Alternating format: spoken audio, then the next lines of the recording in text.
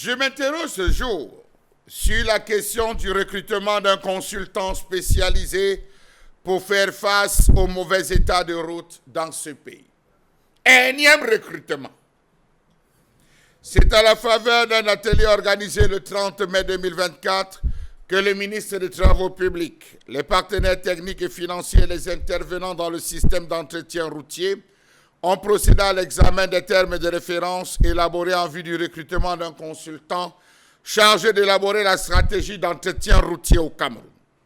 L'État du Cameroun a décidé, après 42 ans de tâtonnement, de recruter un énième consultant pour gérer le patrimoine routier camerounais. Avec un linéaire routier de plus en plus croissant, nous dit-on, de 55 000 km dans les années 80 à 121 873 km à nos jours, et malgré les efforts consentis par le gouvernement dans le but d'améliorer la durée de vie des routes, la tendance à la dégradation causée par des facteurs divers tels que le changement climatique et l'accroissement du trafic aux paramètres complexes dilue ces efforts, dixit le ministre des Travaux publics. L'appel d'offres a d'ailleurs été lancé. L'appel d'offres qui a d'ailleurs été lancé est ouvert aussi bien aux prestataires locaux qu'internationaux. Donc cette affaire va être plus une affaire des étrangers que des partenaires nationaux. Avant, dites-nous, quel est le rôle du fonds routier? On ne peut pas parler de l'entretien et réhabilitation des axes lorsque le Cameroun a une structure qu'on appelle le fonds routier. Savez-vous que le fonds routier assure sa mission à partir de 2 guichets indépendants et distincts?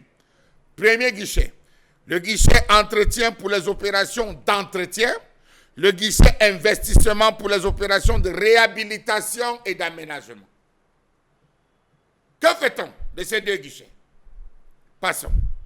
Que vient-on faire un consultant dans une affaire où toute une structure existante et dont les fonds générés par les péages sont collectés? Si c'est vrai.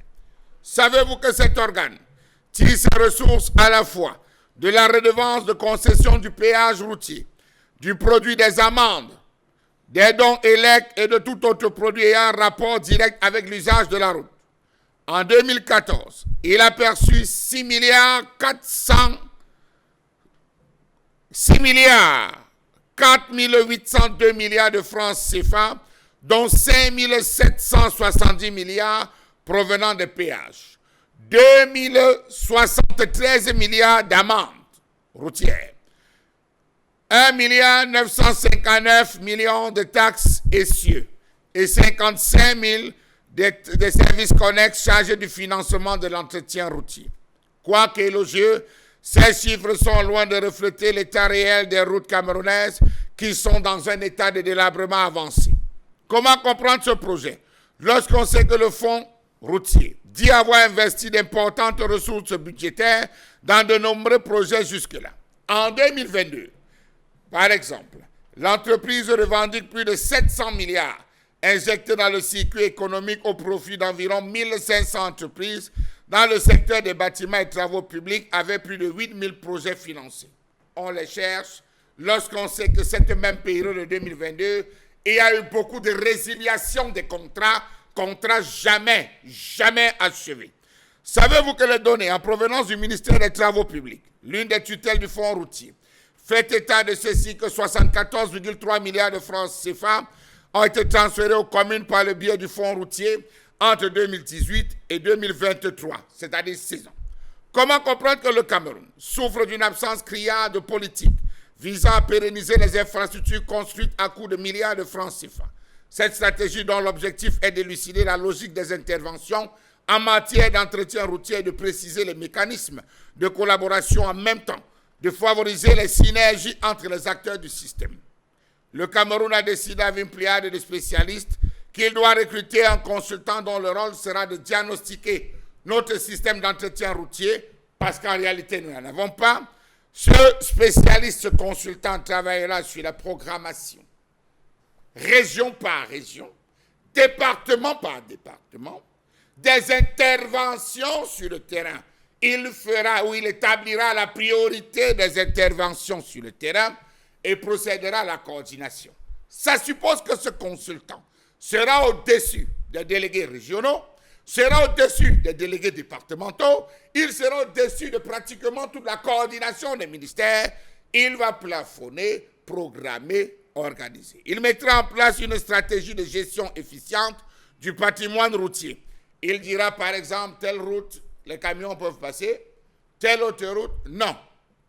Il faut recruter le dit consultant va sur une période de 12 mois, procéder à un diagnostic du système d'entretien et de gestion du patrimoine routier, proposer une stratégie d'entretien du réseau, une feuille de route, donnant un aperçu clair, compréhensible des opérations à court, moyen et long terme.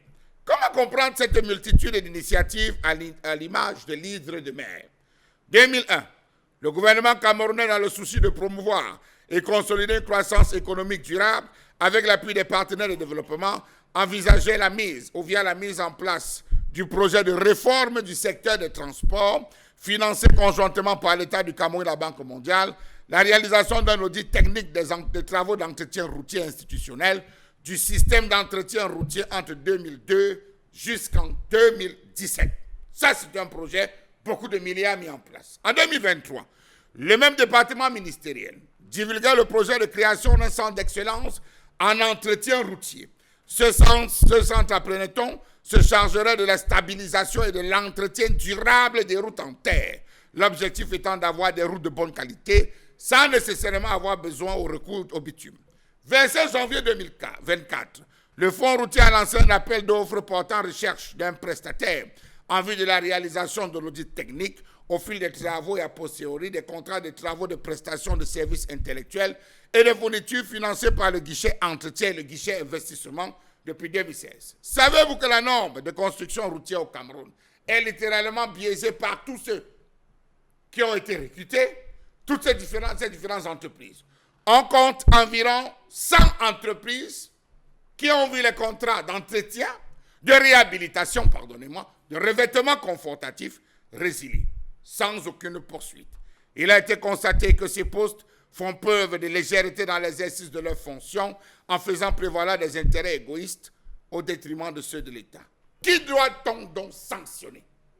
Celui qui recrute le consultant, qui viendra consulter et diagnostiquer nos routes, celui qui attribue les marchés et qui n'en assure pas le suivi, ou bien ceux qui font une mauvaise utilisation de la route. Dans tous les cas, c'est environ 700 milliards de francs CFA qui vont être mis en place.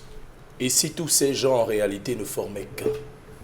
Et si tous ces gens qu'on devrait sanctionner ne formaient qu'une seule et même personne? Lorsqu'on se retrouve dans un pays où un ministre, enfin, quand je dis ministre, c'est son département, la direction de la planification et de l'entretien des routes, qui affirme devant les caméras, je paraphrase, on a trop de mal à connaître et à identifier notre circuit, notre patrimoine routier au Cameroun. En 42 ans, on en est toujours à se demander combien on a de routes en fait.